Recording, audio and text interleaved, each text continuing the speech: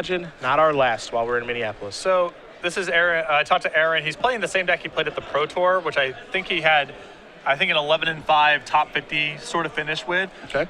We call this Obzon cards. There's There's no mana acceleration. It's very close. I guess Patrick Chapin's winning list is sort of the derivative here, where there's things like Fleecemane Lion and Seeker of the Way. That's the base of the deck.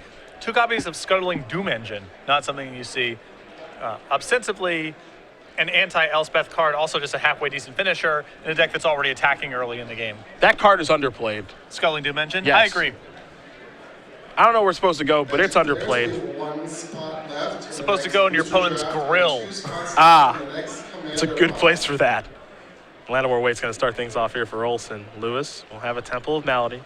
Take a look at the top card. That's going to go to the bottom. Both players actually do have Fleecemane Lions in their main deck, so if you're looking for Ari Lax's version of Obzon midrange, you're actually not going to find that. This one's a little bit different on both sides. You got a Windswept Teeth that's going to get sacrificed here for Lewis. We'll see what Lanny wants to search up. I imagine a Plains, as he does have a Fleecemane Lion in his hand. Very interesting here in Aaron's deck that there's no copies of Anafenza, because that seems like one of the big payoffs for the aggressive style of Obzon. Mike Sigrist, I know, is a big fan. But there aren't that many creatures in the deck total, so Anafenza is not super reliable to start putting counters on things. There is the Fleecemane Lion. So beatdowns to start things off here for Lewis. Saw an Obzon Charm drawn there for Olson. There's Mana Confluence. And just passing the turn back, though. Jake does have a pretty painful mana base at this point with the Confluence and the copy of Llanowar Waste. An attack here for 3 from Lewis. See if this works out the way he wants it to. Well, 3 damage not dealt, but 2 not so bad. And a Hero's Downfall out of the hand, which in the mirror match is one of the most valuable resources that both players have. There's a backup line after the Sandstep Citadel does come into play. Back to Olson we will go. Olson will draw a card. He'll have to take 2 more to play this Courser of Crewfix. Let's see what the top card's going to be. Oh, there's a Windswept Teeth, so that's not so bad. He's going to go up to 17 from the trigger. And we'll see what the top card's going to be here in just a moment off the Courser, which is a Fleecemane Lion. So if Jake doesn't want to draw that card, he can shuffle it away with the Windswept Teeth. Fantastic interaction with the Courser, of course, as Lewis does draw a copy of Llanowar Waste for the turn. And Aaron's in some trouble here because at this point his hand is just Hero's Downfall and 4 lands. Oof. That is not a great spot to be in. Now you can see he's got an Urborg, 2 copies of Llanowar Waste, and that Hero's Downfall. Played a Caves of Kolios for the turn. Jake does actually have some interest in drawing the Fleecemane Lion, which is what he'll do. Top card now is a Thoughtseize. And in the draw step, Lewis is going to fire off this Hero's Downfall to kill the Courser. He gets the information about what the top card is. He doesn't have to worry about a land being there. Though Aaron does just give up 3 points of damage outright by taking this line of play. Yes, he does. He could have just untapped, downfalled the Courser and attacked for 3. It's kind of a low impact play in the mirror match, and given that Aaron's hand is all lands, maybe he doesn't want to go down that road, but it does seem weird to me to be willing to use it inside the draw step when the top card of the deck is not a land. At that point, if you're committed to doing that sort of thing, I'd rather just do it straight up. Get those 3 points of damage. Yeah, I mean, it all matters.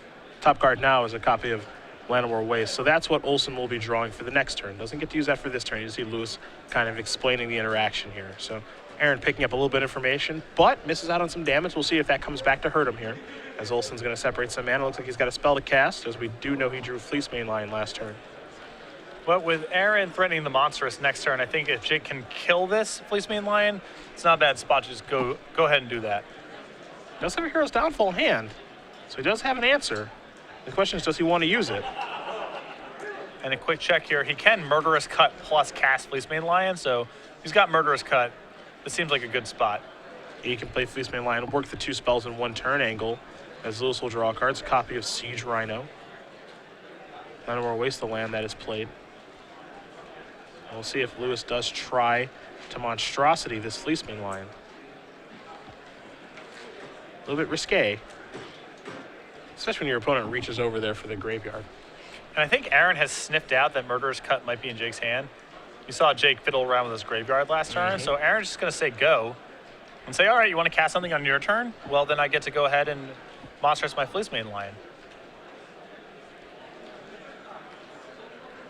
Well, this should be interesting. Kind of a Fleecemane Lion standoff when both players have 5 mana. Yep. If Jake attacks, what does Aaron do? And now Jake will just pass the turn back. And Lewis, no interest in activating the monstrosity. So we've got a bit of a stare down here, Patrick. And this favors Aaron because his hand's so bad. Yeah. If both players are sitting around and playing draw go for a while, well, that's a big assistance to Aaron because his hand's so bad. And Jake's hand is all spells. Obzon Charm is going to be cast at the end of turn here. Sign in blood mode. Going to pay 2 life, draw 2 cards, will Olson. Now Olson will draw another card. Things are certainly changing this game. All because of the Murderous Cut in Olson's hand. It looks like Fleecemane Lion is ready to come on into the red zone. Maybe. Olson's still a little bit unsure. You can see Lewis's hand. He does have an Ajani, along with a Siege Rhino and a land. Draws a copy of Thoughtseize. That's a good way to break the parity. And that's what we're going to see happen. Yeah, the pacing of this game with this Fleecemane Lion standoff has been great for Aaron. He went from just having lands in hand to now having an Ajani and a Siege Rhino. He's got some stuff to work with. Murderous Cut is going to be cast here. Aaron says, all right, in response to that, I'm going to activate this. And Jake says, all right, well, I'm going to take some more damage. And now Hero's Downfall in response to the monstrosity. But he gets 2 spells, which is a win there for Lewis. And he also has a Thoughtseize resolving as well, so he gets to take the best card out of Olson's hand. Though Aaron is down on spell count right now, as Jake's hand is completely loaded, and Jake is threatening a monstrous Fleecemane Lion next turn. And it's a pretty good hand over there. There's a Liliana, there's a Hero's Downfall as well. There are some juicy choices there for Aaron Lewis. Looks like he's going to go with Liliana Vest. Can't let that hang around.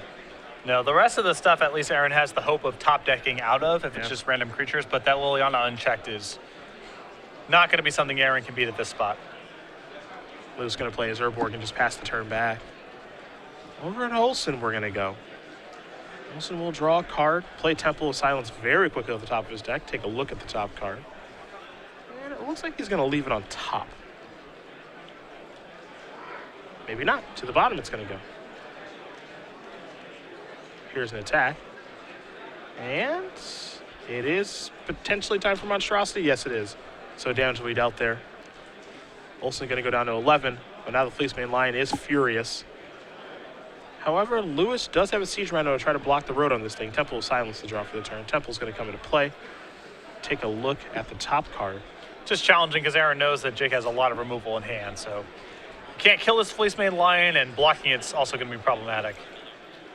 You saw Lewis at the top card of his deck with the Temple of Silence on top. The top card of his deck right now is actually a copy of Siege Rhino. There is the initial Siege Rhino. So Lewis is going to go up to 16. Olson's going to go down to 8. We can't forget as well that Lewis is still sandbagging that Ajani. Mentor of Heroes at the ready. Though And I do believe Jake just drew a Thoughtseize. you can tell why the damage matters in this matchup, where Aaron giving up the 3 points matters. I mean, Jake with the lance that he's had in play, there's Thoughtseizes in these decks. You know, even though Aaron hasn't really had that much success attacking so far this game, Jake's on 9 and not really in a position to win this game terribly quickly. And there's another removal spell to get the Siege Rhino out of the way. Here's an attack for 4. Lewis is going to draw a card. It's another Rhino. He knew that was there, as did we. So the big question now is, does he want to deploy that, or does he want to go with a Johnny?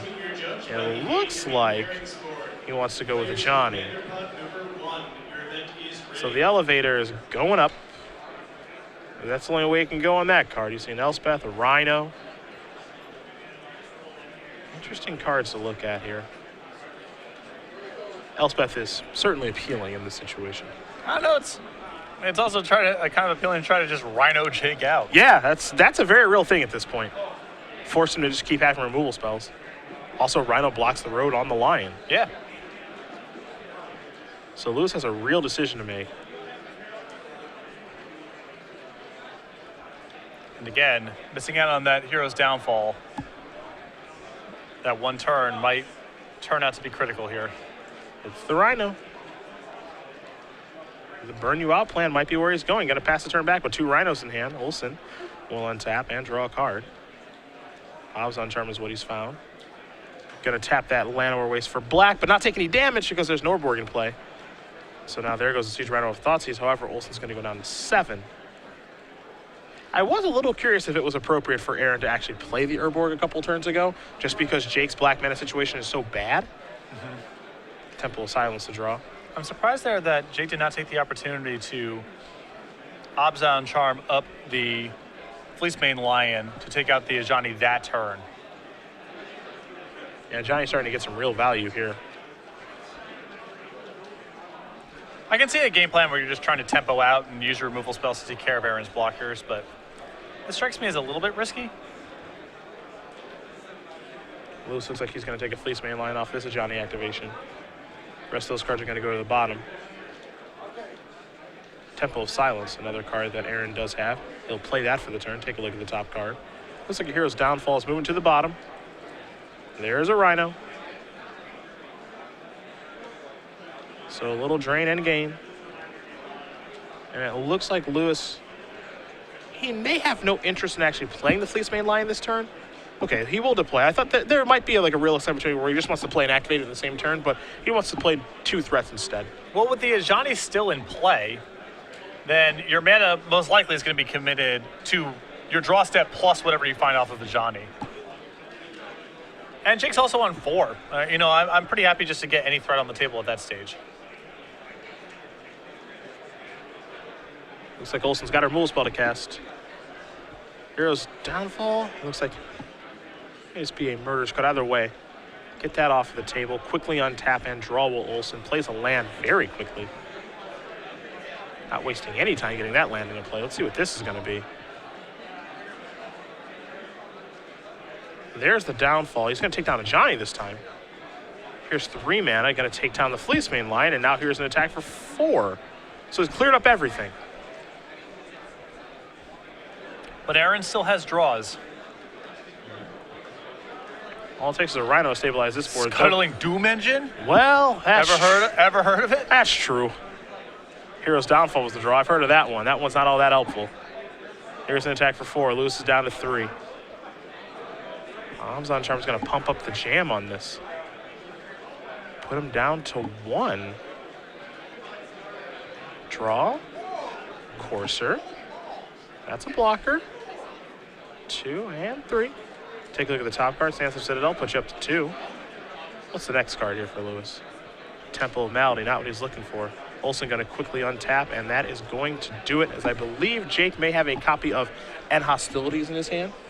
Well, Aaron also knows that he has to chump block that turn. And he's going to draw Temple the next turn. And he's dead. Yeah, so he's lights out. So Jake Olson going to win game number 2 over Aaron Lewis in the Abzan mid-range mirror. And game number 3 is where we'll be headed in just a moment.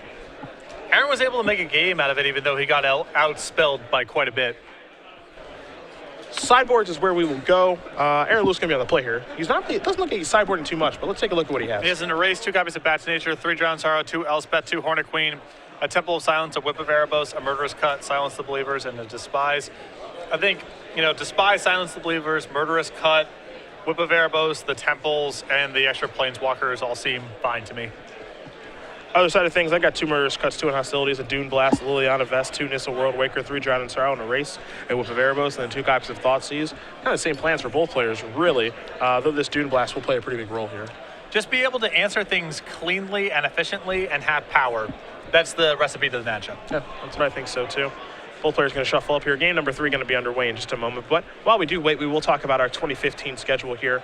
For quarter 1, we're going to fire up in Columbus yet again. It seems like we go there 3, 4, 5 times a year. Well, it is centrally located. There's a lot of conventions, especially the Origins Game Fair, which has us, desiring to come back.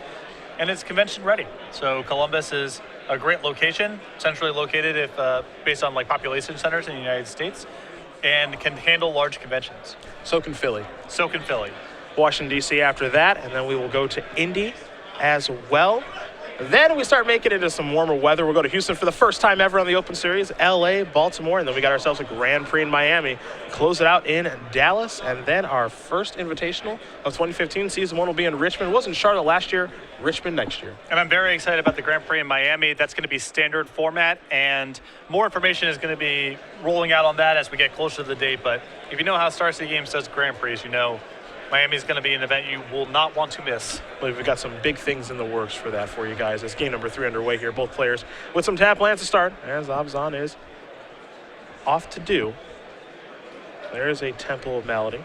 Take a look at the top card here for Lewis. Going to put that one to the bottom. Pass it over to Olson, who will draw a card. You saw him lead off with the stance-up Citadel. His second land will be a copy of Llanowar Waste. Looks like he's going to take one. And it's a Sylvan Caryatid. So he's got the acceleration. Lewis draws a copy of Fleece Mainline.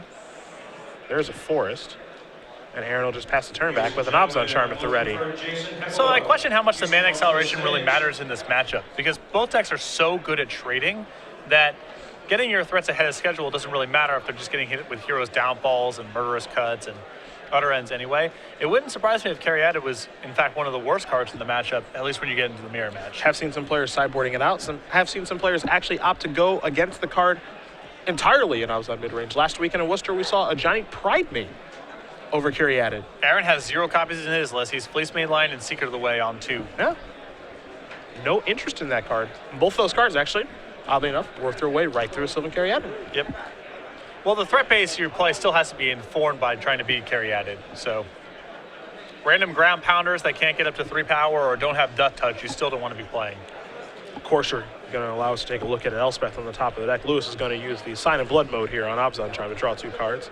Siege Rhino and a Windswept Teeth are his draws from that. We'll draw a card for the turn, which is a Thoughtseize. As we make our way to Aaron's 4th turn here, a couple copies of Rhinos. He will sacrifice his Windswept Teeth, search up the Plains. And it looks like a very angry Rhinoceros will be joining the battlefield in just a moment. The trademark of Obzon. Yes, the signature card.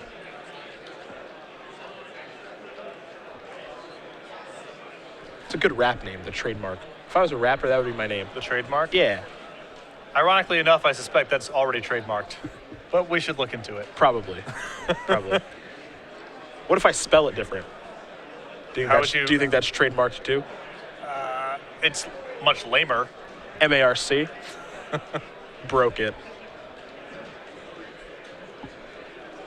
Sansep Citadel. The top card for Courser coming into play. And there's a Rhino on Olson's side.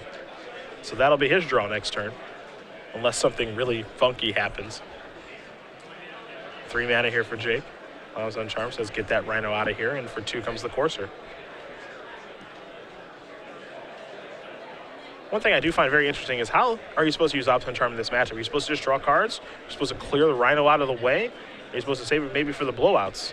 I think it just has a lot to do with the pacing of the game. I see all 3 modes come up and them be good at different times. So the +1/+1 counter thing comes up a lot more than I think people would expect, because Siege Rhino and Waymate Rock are back heavy. They're 3/4s and 4/5s. So when those cards get involved in combat with one another, putting counters on things is very powerful.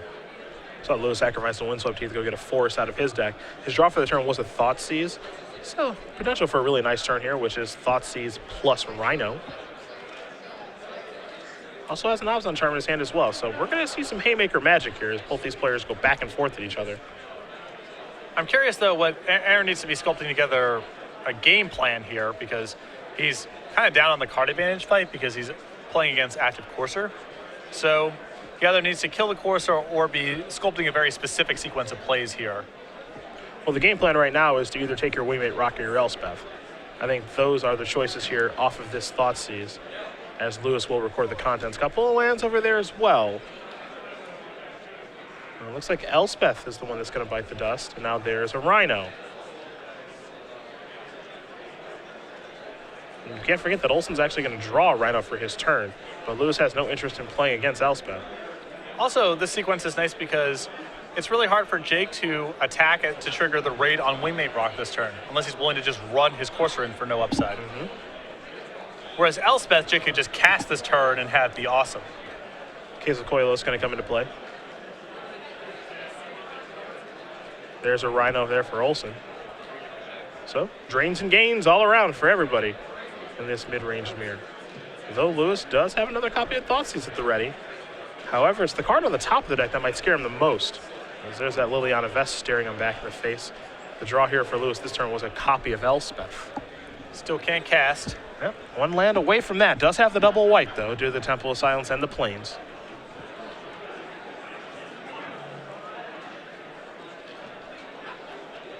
tough spot here for Lewis. Definitely got some powerful cards in his hand.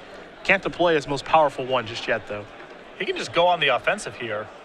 He can use removal spells to clear out the Corsair and the Rhino and start attacking.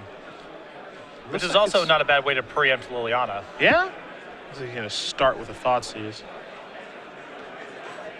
Looks like that card in Olson's hand is a copy of a race. Yep.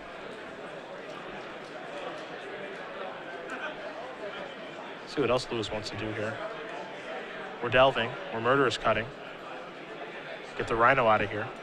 And now the Rhino will attack. So as you mentioned, now he's going to get on the aggressive. Now the big question is, does he think that he can beat this Liliana? And so also play a Fleeceman line. Really good turn there for Aaron. This is a great turn, and if Jake untaps and just fires off a Liliana, then Aaron has a window to monsters the Fleeceman line, and then protecting the Liliana becomes very complicated. Well, Olson is going to go with Liliana Vess. So that's going to come into play. And it'll start on 5, and we're going to see where it goes. I don't think tutoring makes much sense right now with the Hero's Downfall on top of the deck, unless Jake just wants to go and get Doom Blast. Yep. So he's going to make him discard. The choice between Abzan Charm and Elspeth is not an easy one. And if my opponent is discarding Abzan Charm against me, I'm horrified. Let's see what the draw is. You can get a great look. I think silence the believers, perhaps? First things first, it's time to start attacking. There's a block 1. Yep, and there's the monstrosity activation. So Kyriad is going to bite the dust. Liliana is going to go down to 2. Still a productive turn as we head back Olson's way. We know Olson's going to draw that Hero's Downfall, so that's added to the grip. Along with that erase, Temple of Malady going to come into play. So a little bit of life gain here from the Corsair. And we'll take a look at the top card for the Scry, which is another copy of Hero's Downfall. Which I imagine Jake wants to keep, even though that does not offer him much help against the Fleecemane Lion. He will keep it.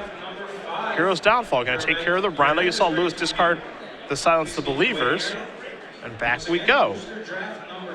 So Lewis looking for that 6th land. Hero's Downfall instead. Says, let me get after that. Okay. Block's good. Kill that with my top deck Hero's Downfall. I know you're going to draw Hero's Downfall. I don't care about that. Great Sugan Sync here by Aaron. Fleecemane Lion in the mirror match is a real thing. Seems this comes really up. good. This is coming up a lot. There's an attack for 4. Lewis's draw was a Fleecemane Lion, and you're going to see him deploy that because he knows, okay, you're going to Hero's Downfall that, which means that you don't have a Hero's Downfall for my Elspeth. There's also nothing else to do. Is he going to sit with that until he has 7 mana? Probably not. So there's a Johnny Kent Hero's Downfall that. That's going to come in. Elevator's going up on that Fleecemane Lion. Here's a big old attack for 7. And Olson is in a pretty tough spot, and Hostilities was the draw. But Fleecemane Lion doesn't look like it has any interest in going anywhere. Aaron Lewis is going to win this match over Jake Olson. 2-1. He wins the Abzan mid-range mirror, and he moves on to 2-1.